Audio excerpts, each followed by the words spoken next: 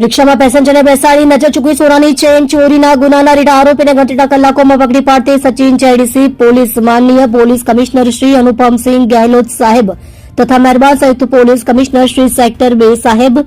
તથા મહેરબાન નાયબ પોલીસ કમિશનર શ્રી ઝોન 6 સાહેબ તથા મહેરબાન મદદનીશ પોલીસ કમિશનર શ્રી જે ડિવિઝન સાધનાઓ તરફથી વંશોધાયેલ ગુના શોધી કાઢવા તથા નાસા ફરતા આરોપીઓને પકડી પાડવા આપેલ સૂચનાઓ અનુસંધાને પોલીસ ઇન્સ્પેક્ટર શ્રી કે ગોહિલ તથા સેકન્ડ પોલીસ ઇન્સ્પેક્ટર શ્રી બી પરમારનાઓના માર્ગદર્શન હેઠળ તથા સર્વેલન્સ સ્ટાફના police sub inspector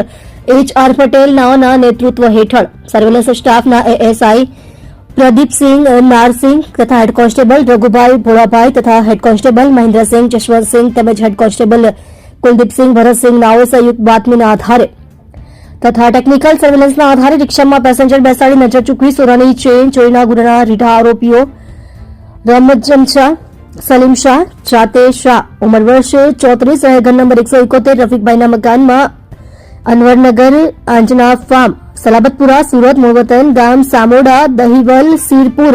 પીપળનેર Maharashtra Mohammad Hanif ઉર્ફે જવાઈ રફીક શેખ ઉંમર વર્ષ 33 રહે ફ્લેટ નંબર B2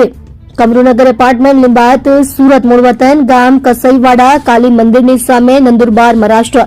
સમીશા ઉર્ફે માનસિક નાસિર શાહ જાતે શાહ ઉંમર વર્ષ 22 રહે plot number 103 Khanpura society Madina મસ્જિદની પાછળ લિંબાયત સુરતને 10.6 ગ્રામની 1,40,000ની કિંમતની સોનાની ચેન સાથે પકડી પાડી પ્રશંસનીય કામગીરી કરેલ છે।